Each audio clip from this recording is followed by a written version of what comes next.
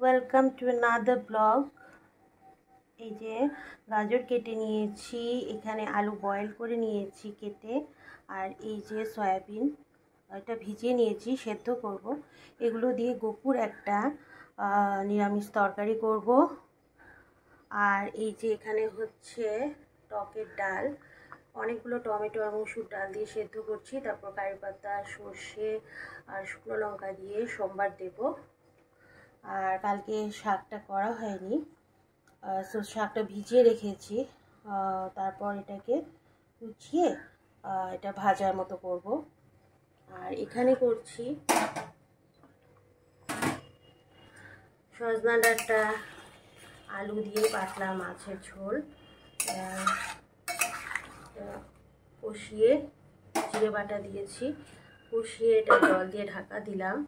আর এই যে মাছ, ট্যাংরা মাছ, দেশি ট্যাংরা মাছ, কালো ট্যাংরাগুলো, এগুলো ভেজে নিয়েছি, ঝোল করব আমাদের দুজনের জন্য। আর চালও ভিজিয়ে রেখেছি। তো ঝোলটা ফুটতে থাকুক, একটু কমিয়ে দিলাম, ডালটাও হোক। চলো দেখি গুপু কি করে।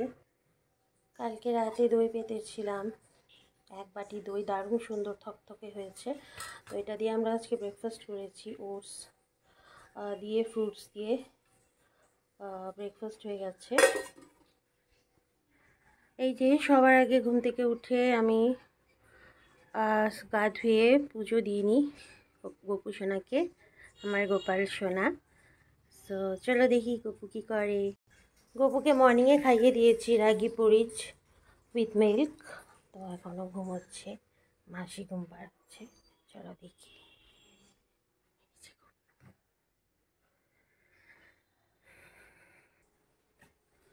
আর সকাল সকাল পার্সেল চলে এলো অ্যামাজন থেকে। গোপুর কিছু হবে হয়তো, গোপুর বাবা হয়তো অর্ডার দিয়েছিল, জানি না। এই যে আজকে সানি ওয়েদার, গরমের দিন এসে গেল, এখন সব হালকা পাতলা খাওয়া খেতে হবে। সো এই তো আজকের দিনটা। গোপুর পাপা চলে গেছে ক্লায়েন্ট ভিজিটে। So thank you for watching guys.